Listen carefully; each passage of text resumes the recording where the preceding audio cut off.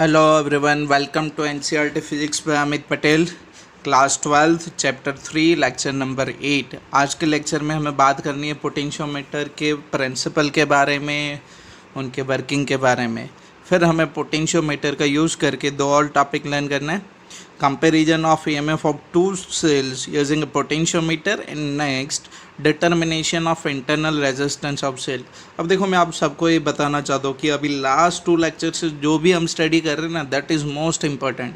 चाहे वो आपकी वेस्टर्न ब्रिज हो, सेल का कनेक्शन हो, कॉम्बिनेशन हो, या तो फिर पोटेंशियोमीटर हो, ठीक है। ये सारे इंपॉर्टेंट टॉपिक है और इनके रिलेटेड काफ़ी सारे क्वेश्चन एग्ज़ाम के अंदर पूछे जाते हैं। तो आपको अच्छे से इनको लर्न करना है, वेरी नाइसली इनको लर्न करना है ना, ठीक है। चलो तो स्टार्ट करते हैं potentiometer.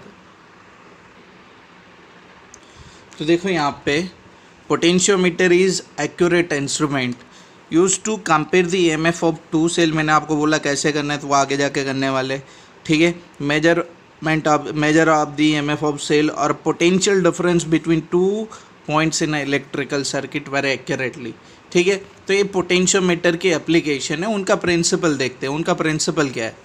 So potentiometer is based on the principle that the potential drop across any portion of the wire of a uniform cross sectional is proportional to length of that portion of the wire when constant current flows through the wire। चलो मैं इनका ये जो potential है ना, वो आपको explain करके सिखाता हूँ। एक खाली इतना बोलता है कि वायर के अक्रॉस जो पोटेंशियल डिफरेंस होगा that is directly proportional to length. हाँ, ये एक कंडीशन कि करंट आपकी कांस्टेंट फ्लो होनी चाहिए, और सेकंड थिंग कि आपकी जो वायर है उनकी रेजिस्टिविटी यूनिफॉर्म होनी चाहिए, और सेकंड कि उनका क्रॉस सेक्शनल एरिया भी क्या होना चाहिए, through out the same. Clear? चलो मैं इनको आपको एक्सप्लेन करके दिखाता हूँ, फिर कंस्ट्रक्शन के बारे में बात करते हैं।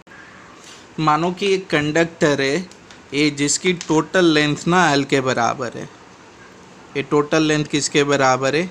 एल के बराबर। और इनका कोई क्रॉस सेक्शनल एरिया यूनिफॉर्म है, और इनको मैंने वी वोल्टेज से सप्लाई से कनेक्ट किया है। तो यहाँ पे कोई करंट आई फ्लो करके जा रहा है, तो इनका जो रेजिस्टेंस होगा वो कोई आर रेजिस्टेंस होगा, ठीक है। और आपके पास तो इक्वेशन भी V is equal to I into R, yes और नो? क्लियर? और ये जो आर होगा आपका रेजिस्टेंस, वो क्या होगा?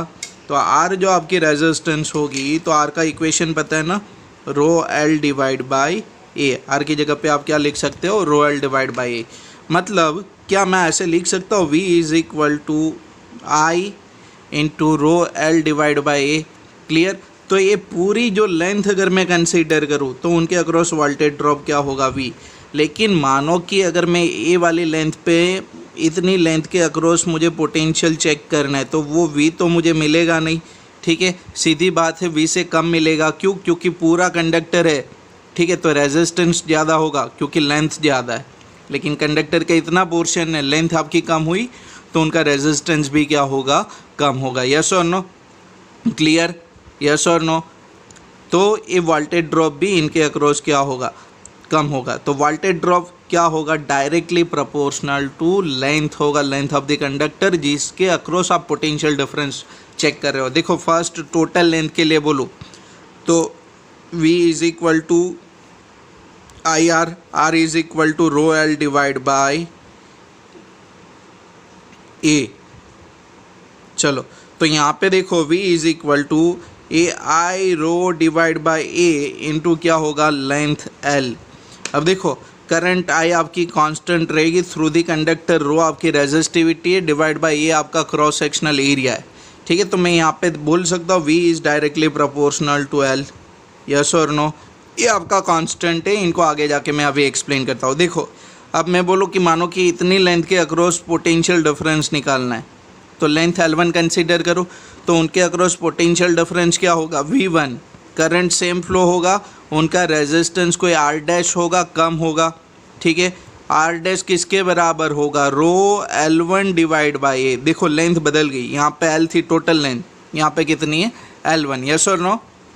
ठीक है। फिर भी देखो I rho divide by A into L1, तो ये V1 है। तो V1 देखो ये कांस्टेंट टर्म्स है, उनको मैं K बोलूँ यहाँ पे, और एक कौन है? L1। यस और नो? तो ये देखो आपकी ये कांस्टेंट दोनों में क्या रहेगी? आपकी सेम रहती है। यस और नो? और वो कौन है? पोटेंशियल पर यूनिट लेंथ, जिसको आप डिफाइन करते हो पोटेंशियल ग्रेडियंट। तो यहाँ पे आ जाओ एक कांस्टेंट को लेके, ये वाली, ठीक है। चलो ये इक्वेशन में लिखता हूँ यहाँ पे, V is equal to I rho divide by A into L, ठीक है।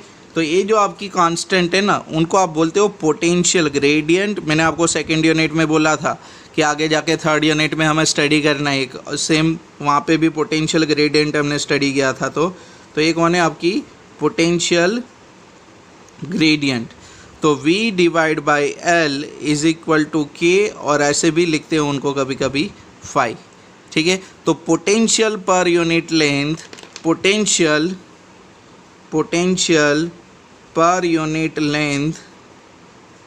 Unit length is called potential gradient, yes or no, clear.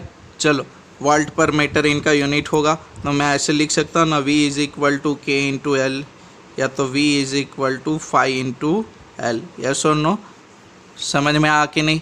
चलो अभी पोटेंशियोमीटर का हमें कंस्ट्रक्शन देखना है, और वर्किंग में सेल के कंपैरिजन में और इंटरनल रेजिस्टेंस जब फाइंड आउट करेंगे तो उनका यहाँ पे वहाँ पे वर्किंग भी देख लेंगे। क्लियर इतना आपको पोटेंशियोमीटर का principle, V is directly proportional to L, that is the principle of a potentiometer. Potentiometer का कंस्ट्रक्शन देखो थोड़ा आपको सिमिलर दिखता है मीटर ब्रिज की तरह, लेकिन थोड़ा अलग क्या है कि यहाँ पे बीच में आपकी एक एमीटर, अलग नहीं है, एमीटर तो आपको पता है उनकी एप्लीकेशन क्या होती है, to measure the amount of current. यहाँ पे रिओस्टेट है, ये आपकी सोर्स वोल्टेज है, ठीक है। मीटर ब्रिज पे ना आपकी 0 to 100 सेंटीमीटर आपकी लेंथ होती थी। यहाँ पे देखो 0 to 100, फिर 200, 300, 400, मतलब 400 सेंटीमीटर, मतलब 4 मीटर की लेंथ है यहाँ पे पोटेंशियोमीटर की। और देखो जब आप लैब के अंदर प्रैक्टिकल करने जाओगे ना, तो वहाँ पे मीटर ब्रिज की तरह ही होगा, ठीक है। तो ये फिर से आपकी कौन है, आपकी कॉपर स्ट्रिप है। देखो ये आपकी कौन है, आपकी कॉपर स्ट्रिप है, ठीक है। और कॉपर स्ट्रिप को क्यों यूज़ करते हैं, मैंने आपको मीटर ब्रिज के अंदर क्लियर करवा दिया, ठीक है। अगर आपने वीडियो नहीं देखा है तो आप पहले वाली वीडियो देखो 3.7 वाली। और ये जो वायर होगा उनका मटेरियल भी मैंने बोला था सेम एज जैसे आपकी मीटर ब्रिज के अंदर होता था, कॉन्स्टेंटिन या तो फिर मैंगनीज, ठीक है। और क्यों सेलेक्ट करते हैं उनको, वो भी मैंने वहाँ पे बोला था। तो थोड़ा आप मेहनत करो और आगे का वीडियो देखो। क्लियर, यस और नो।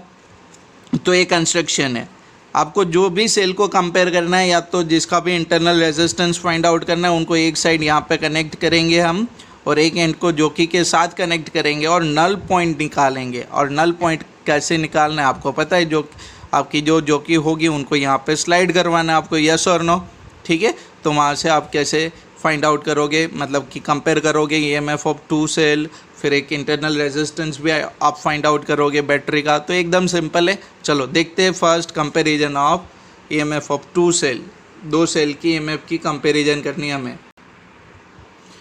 देखो यहाँ पे फर्स्ट टॉपिक, इम्पोर्टेंट टॉपिक है आपकी, ठीक है, पोटेंशियोमीटर के application, comparison of 2 cells EMF using potentiometer.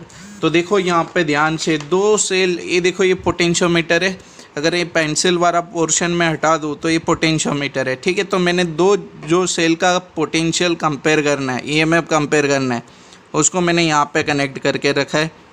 एक का EMF कितना E1 और सेकंड का EMF कितना E2। और ये जो है ना वो कौन सी आपकी 2 वे स्विच है, ठीक है, वो कौन है 2 वे की है आपकी।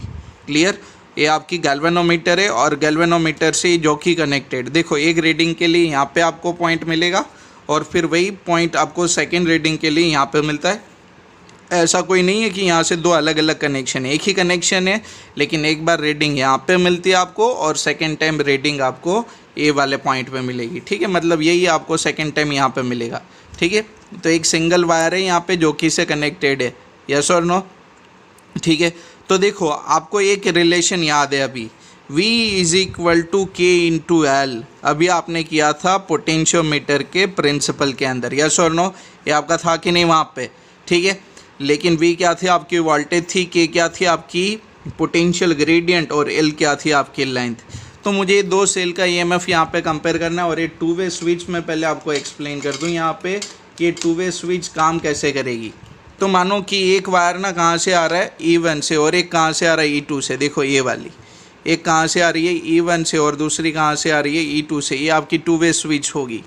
अगर ऐसे कनेक्ट होगी तो ऊपर वाले को कनेक्ट करेगी और ऐसे कनेक्ट होगी तो नीचे वाले को कनेक्ट करेगी, ऐसे होगी तो डिसकनेक्टेड है। यस और नो। ये देखो ये इनके साथ और ऐसे करो तो इनके साथ। तो ये आपकी टू वे स्विच है। क्लियर। एट अ टाइम किसी एक ही सेल को वो कनेक्ट करेगी। तो फर्स्ट लेते कि मानो कि यहाँ पे कोई की K1 बना दो, अगर नहीं बनाओगे तो भी चलेगा। तो एक K1 की यहाँ पे बना दूँ और ये आपकी की K2। क्लियर। तो एक बार आपको सेल 1 को कनेक्ट करना है और एक बार आपको सेल 2 को कनेक्ट करना है। यस और नो। और फिर क्या करोगे, जैसे ही मानो कि मैंने अभी फर्स्ट सेल को कनेक्ट किया तो K1 आपकी ऑन, K2 से आपने किसको कनेक्ट किया, K2 से आपने सेल 1 को कनेक्ट किया। K2 से आपने किसको कनेक्ट किया, सेल 1 को। ठीक है, मतलब सेल 2 आपके कहीं पे पिक्चर में है ही नहीं, ये कनेक्शन ऐसे बन गया। यस और नो। क्लियर। फिर आपको क्या करना है कि जैसे ही आप मैं इनको हटा देता हूँ, अभी ये डिस्टर्ब कर रहा है। देखो समझाने में मुझे प्रॉब्लम हो रहा है। ठीक है, कोई है ही नहीं यहाँ पे J2, ऐसे ही कंसिडर कर लो। चलो, तो जैसे ही आपने सेल 1 को कनेक्ट किया, फिर आपको क्या करना है कि ये जो गैल्वेनोमीटर के साथ जॉकी कनेक्टेड है ना, वो जॉकी को यहाँ से स्लाइड करवाना स्टार्ट करना है आपको। ठीक है, तो जैसे ही यहाँ से स्लाइड करना स्टार्ट करोगे ना, तो गैल्वेनोमीटर का करंट होगा इनिशियली, जैसे ही आप राइटवर्ड डायरेक्शन में जाओगे ना, तो एक गैल्वेनोमीटर की करंट आपकी क्या होती जाएगी, कम होती जाएगी। समझ में आ कि नहीं आपको। क्लियर। और एक टाइम पे गैल्वेनोमीटर का जो रीडिंग होगा वो आपको मिलेगा 0। तो जो टाइम पे गैल्वेनोमीटर की रीडिंग 0 मिले, वो पॉइंट को यहाँ पे नोट कर लो। मानो कि वो पॉइंट कौन मिला आपको, J1। वहाँ पे आपकी गैल्वेनोमीटर की रीडिंग क्या मिल गई आपको, 0। यस और नो। क्लियर। इतना समझ में आ कि नहीं। चलो, तो गैल्वेनोमीटर की रीडिंग 0 मिली। मानो कि ये जो A2 J1 लेंथ है उसको मैं किसके बराबर बोलूँ, L1 के बराबर। अब देखो, अगर आप ध्यान से देखो तो A और J1 वाला पॉइंट और ये पूरी लाइन दोनों एक दूसरे से कौन से कनेक्शन में, पैरेलल कनेक्शन में। ठीक है, और देखो इनके अंदर कोई करंट फ्लो नहीं कर रही, और सेल के अंदर जब करंट फ्लो ना करे तो सेल के अक्रॉस जो आपकी पोटेंशियल डिफरेंस होती है उनको आप क्या बोलते हो, EMF बोलते हो। उनको आप क्या बोलते हो, EMF। तो मतलब कि A और J1 के अक्रॉस जितना आपका वोल्टेज ड्रॉप होगा वो किसके बराबर होगा, सेल 1 के EMF के बराबर। वो किसके बराबर होगा, सेल 1 के EMF के बराबर। क्यों, क्योंकि दोनों कौन से कनेक्शन में दिखती है आपको, पैरेलल कनेक्शन में है। ठीक है, इसीलिए तो मानो कि इनके अक्रॉस वोल्टेज ड्रॉप J1 के अक्रॉस कितना हो गया, अभी सेल 1 के EMF के बराबर। ठीक है, तो यहाँ पे मैं ऐसे लिख सकता हूँ, V की जगह पे E K इंटू L जो भी लेंथ होगी। तो यहाँ पे देखो, तो आपका ये फर्स्ट रीडिंग मिलेगा यहाँ पे आपको, और फर्स्ट रीडिंग क्या होगा, सेल 1 का EMF E1 is equal to K into L1, equation number 1। ये आपकी क्या बन गई, इक्वेशन नंबर 1। समझ में आ कि नहीं। फिर आपको सेकेंड टाइम क्या करना है, K1 आपकी ऑन होगी, K2 से ना आपको सेल 2 को कनेक्ट करना है। आपको क्या करना है, K2 से सेल 2 को, मतलब देखो अभी कनेक्शन में कौन आएगा आपका, सेल 2।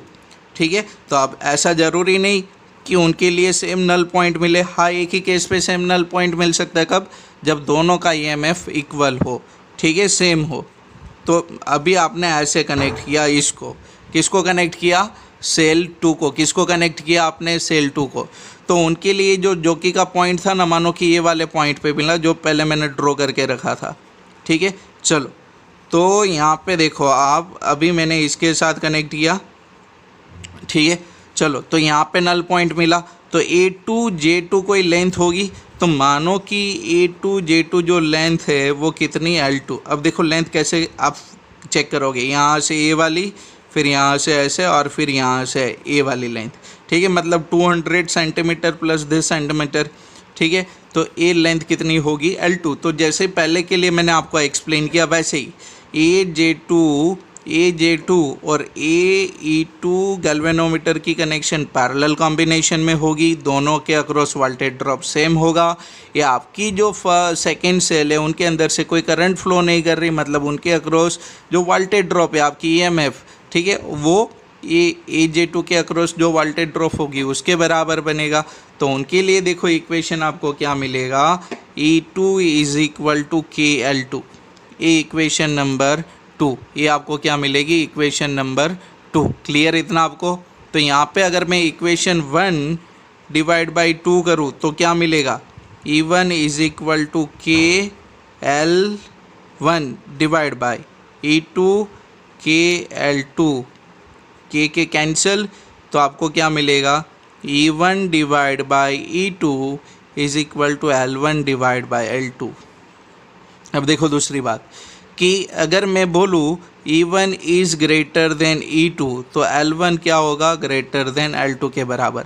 मतलब अगर सेल 1 का EMF ज़्यादा होगा तो उनका नल पॉइंट दूर मिलेगा। तो याद रखो कि अगर मैं बोलूँ कि यहाँ पे नल पॉइंट किसकी दूर है, सेल 2 के लिए ना, मतलब अपने केस में यहाँ पे क्या मिला आपको, E2 greater than E1। Clear, जिसका EMF ज़्यादा होगा उसका नल पॉइंट दूर मिलेगा। देखो ये L1 तो पास में था, फिर ये देखो L2 दूर मिला ना, मतलब E2 ग्रेटर देन क्या होगा, E1।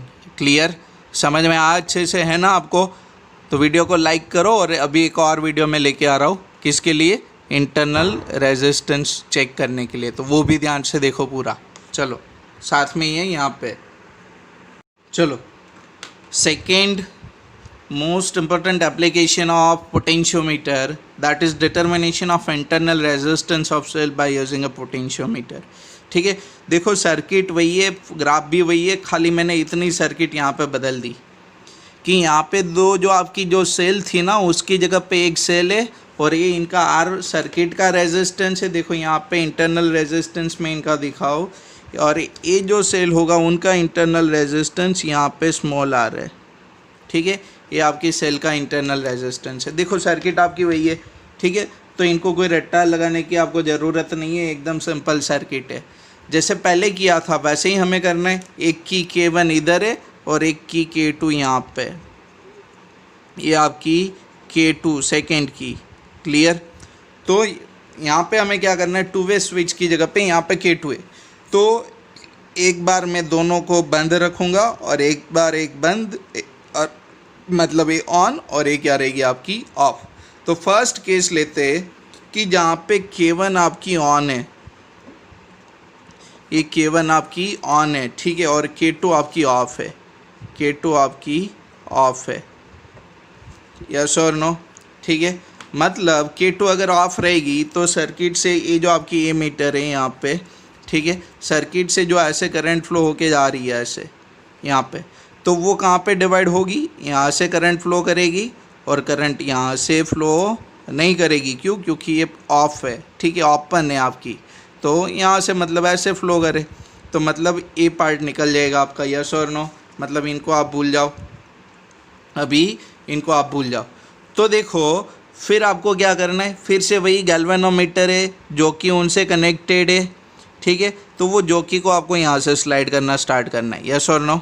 ठीक है, तो आपको ना कोई पॉइंट पे ना आपको नल पॉइंट मिला, तो देखो जहाँ पे जैसे अभी आगे मैंने अगले वाले टॉपिक में EMF को एक्सप्लेन किया था अक्रॉस दी टू सेल। ठीक है, कि इनके अक्रॉस जो पोटेंशियल डिफरेंस होगा वो सेल के EMF के बराबर होगा, क्योंकि इनके अंदर से कोई करंट फ्लो नहीं करेगा। क्यों करंट फ्लो नहीं करेगा, क्योंकि यहाँ पे आपको मिल गया गैल्वेनोमीटर का रीडिंग। और याद करो करंट कब फ्लो नहीं करेगी, जब दो पॉइंट के बीच का पोटेंशियल सेम हो। अगर यहाँ पे जितना पोटेंशियल होगा उतना ही पोटेंशियल मुझे यहाँ पे मिले, तो पोटेंशियल डिफरेंस क्या मिल जाएगा आपका, जीरो, तो करंट फ्लो नहीं करेगा ये वाली सर्किट के अंदर, यस और नो।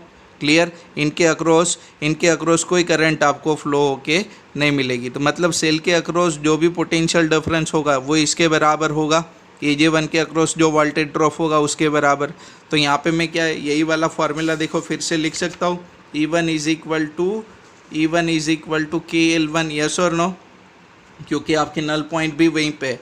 ठीक है, तो यहाँ पे E1 की जगह पे E की आपकी पोटेंशियल ग्रेडियंट है, L1 is equal to equation number 1।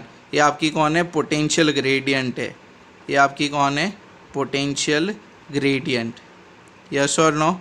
चलो फिर देखो नेक्स्ट सेकेंड केस इनके अंदर। तो सेकेंड केस में आपको क्या करना है कि K1 तो आपका ऑन था ही, ठीक है। अभी K2 को भी ऑन करो, K2 को भी आपको क्या करना है, ऑन करना है, ठीक है। तो K2 को आप ऑन करोगे मतलब अभी यहाँ पे पूरी सर्किट कनेक्शन में आ जाएगी, ठीक है। और फिर से आपको नल पॉइंट निकालना है। तो आपको फर्स्ट टाइम इधर नल पॉइंट मिला, मानो कि सेकेंड टाइम आपको ना ये वाले पॉइंट पे नल पॉइंट मिलता है। सेम लेंथ मैंने कंसिडर करके रखी है जो L2 के बराबर, यस और नो। लेकिन यहाँ पे देखो, यहाँ पे भले आपकी गैल्वेनोमीटर की रीडिंग जीरो, यहाँ पे आपको गैल्वेनोमीटर का रीडिंग भले 0 मिले, ठीक है, लेकिन ये जो अंदर सर्किट होगी ना उनके अंदर करंट फ्लो करेगा, यस और नो, ठीक है। तो एक गैल्वेनोमीटर का रीडिंग आपको 0 मिलेगा क्योंकि यहाँ से कोई करंट ऐसे नहीं जाएगी आगे, यस और नो। ये पॉइंट का पोटेंशियल और यहाँ के पोटेंशियल क्या बन जाएगी, सेम, क्लियर। तो यहाँ पे कोई करंट फ्लो नहीं करेगी ये वाली लाइन के अंदर, लेकिन यहाँ पे तो करंट फ्लो करेगा कि नहीं, ठीक है। चलो यहाँ पे आपकी करंट फ्लो करेगी ये वाली सर्किट के अंदर। तो अभी जब सेल के अंदर आपकी करंट फ्लो कर रही है और आप उनके अक्रॉस पोटेंशियल डिफरेंस निकालो तो वो आपकी क्या बनती है, टर्मिनल वोल्टेज। वो आपकी क्या बनेगी, टर्मिनल वोल्टेज। तो देखो कि ए और J2 के अक्रॉस जितना भी वोल्टेज ड्रॉप होगा तो ये पूरा सर्किट तो कोई काम का नहीं है क्योंकि करंट नहीं है। तो इन दोनों के अक्रॉस जो वोल्टेज ड्रॉप होगी क्या उसके बराबर होगा कि नहीं, ठीक है। तो वो इन दोनों के अक्रॉस जो वोल्टेज ड्रॉप होगा उसी के बराबर ए और J2 के अक्रॉस आपको वोल्टेज ड्रॉप मिलती है, ठीक है। तो यहाँ पे सेल के अंदर करंट फ्लो कर रही है, ठीक है, सर्किट के अंदर करंट फ्लो कर रही है। तो उनके अक्रॉस जो वोल्टेज ड्रॉप होगा उनको हम क्या बोलेंगे, टर्मिनल वोल्टेज V। और वो किसके बराबर, आपकी पोटेंशियल ग्रेडियंट K और आपकी लेंथ क्या होगी, L2 के बराबर। ये आपको मिलेगा इक्वेशन नंबर 2। समझ में आ कि नहीं आपको, सिंपल इतना रिलेशन, ठीक है। कि यहाँ पे V क्यों लिखते और यहाँ पे E क्यों लिखा था, क्योंकि E मैंने क्यों लिखा था, क्योंकि सेल से करंट आपकी सर्किट के अंदर ये वाली लाइन के अंदर करंट 0 थी, लेकिन यहाँ पे खाली ये वाली लाइन के अंदर करंट 0 है, ठीक है। यहाँ पे तो करंट फ्लो करेगी, मतलब सेल के अंदर से करंट फ्लो करके जा रही है, तो वो क्या होगा, टर्मिनल वोल्टेज ड्रॉप। अगर मैं इक्वेशन 1/2 करूँ, यहाँ पे ध्यान से देखो, 1/2 करूँ तो E is equal to KL1 equation number 1 divide by equation 2 करो V KL2, तो के कैंसिल, तो ये रिलेशन आपको क्या मिलेगा, E/V is equal to L1 divide by L2। अब आप बोलोगे सर यहाँ पे इंटरनल रेजिस्टेंस आया कहाँ पे, है ही नहीं रेजिस्टेंस। तो देखो एक फार्मूला मैं लिख रहा हूँ यहाँ पे और आपको एक्सप्लेन भी करता हूँ साथ में, तो देखना ध्यान से। चलो यहाँ पे आ जाओ। तो देखो यहाँ पे एक सर्किट है, सर्किट का एक्सटर्नल रेजिस्टेंस R है, ठीक है, और EMF इनका E और इंटरनल रेजिस्टेंस स्मॉल r है। तो ये देखो थ्योरेटिकल पोर्शन के अंदर आपको एक इक्वेशन डायरेक्ट गिवन है ना, उसके लिए मैं कर रहा हूँ, ठीक है। तो ये एग्जाम में आपको विद थ्योरेटिकल पोर्शन मतलब determination of internal resistance of cell के साथ ही आपको इनका डायरेक्ट इक्वेशन लिखना है, ये जो मैं डिराइव कर रहा हूँ वो नहीं, ठीक है। तो यहाँ पे आपने एक इक्वेशन लिखा था कि terminal voltage drop V is equal to E minus IR। अब देखो इनके अंदर से करंट I फ्लो होगा, रेजिस्टेंस इनका R है, तो V इज इक्वल टू IR में यहाँ पे लिख सकता हूँ कि नहीं, यस और नो। तो यहाँ पे देखो, यहाँ पे अगर IR को मैं लेफ्ट साइड लेके आऊँ तो IR किसके बराबर होगा, E माइनस V के बराबर, यस और नो। और यहाँ पे देखो I किसके बराबर होगा, V डिवाइड बाय R के बराबर। I किसके बराबर होगा, V डिवाइड बाय R के बराबर। तो V divide bye R into small r E minus V। तो स्मॉल r आपका क्या होगा, E minus V into R divide by V, ठीक है। समझ में आना, सिंपल है। तो V नीचे जान दो, तो E/V माइनस मल्टीप्लाइड किया 1/V को V डिवाइड बाय V, ये क्या होगा आपका, V divide bye V into R। तो ये V डिवाइड बाय V आपको क्या मिल जाएगा, 1। तो फार्मूला आपको क्या मिलेगा, E/V minus 1 into R, clear. तो ये किसके बराबर मिला आपको, स्मॉल रेजिस्टेंस R के बराबर, मतलब इंटरनल रेजिस्टेंस R के बराबर, यस और नो। तो ये आपको क्या मिला, E/V माइनस 1 इंटू R। देखो फिर से एक बार देख लो, V is equal to E minus I R था, ठीक है। आई आर को आप लेफ्ट साइड लेके आए तो ई माइनस वी बन गया। आई की जगह पे आपने क्या लिखा, आई की जगह पे V डिवाइड बाय आर, तो आई की जगह पे V divide by R into R E minus V, तो स्मॉल आर किसके बराबर, E minus V divide by R by V, तो E by V minus V divide by V into R, तो V by V क्या बन गया 1 ई by we, ठीक है। तो ये सिंप्लीफिकेशन आर आपको इंटरनल रेजिस्टेंस किसके बराबर मिला, तो आर आपको इंटरनल ये देखो आगे का डेरिवेशन है ना, तो आर आपका इंटरनल रेजिस्टेंस क्या होगा, E by V minus 1 into resistance box का रेजिस्टेंस, कि ये आपकी जो मैं अभी दिखाता हूँ, ठीक है, क्लियर। तो ई बाई वी की जगह पे मैं क्या लिख सकता हूँ, L1 डिवाइड बाई L2, तो L1 by L2 minus 1 into R is equal to small r. तो ये आपको क्या मिल गया, सर्किट के अंदर आपकी जो सेल थी जिसका आपको इंटरनल रेजिस्टेंस फाइंड आउट करना था, उनकी ये क्या मिल गई आपको, इंटरनल रेजिस्टेंस। तो एग्ज़ाम के अंदर यही आपको डिराइव करना है, ठीक है, यही आपको एग्ज़ाम के अंदर डिराइव करना है, ठीक है। और ये आर कौन है आपको पता है ना, वो रेजिस्टेंस बॉक्स का रेजिस्टेंस है। देखो यहाँ पे ये देखो रेजिस्टेंस बॉक्स की कोई रेजिस्टर होगी यहाँ पे, ठीक है, क्लियर। आप रेजिस्टेंस कोई भी लगा सकते हो, नॉन रेजिस्टेंस होगा जो भी होगा वो, क्लियर। तो ऐसे आप क्या कर सकते हो, सेल का इंटरनल रेजिस्टेंस भी आप फाइंड आउट कर सकते हो। तो ये अभी जो दो टॉपिक आपने लास्ट में, ये सबसे इम्पोर्टेंट टॉपिक है, तो अच्छे से लर्न करो, इनको अच्छे से प्रैक्टिस भी करो, ठीक है। चलो बाय, गुड लक, प्रिपरेशन करो, हैव अ गुड डे।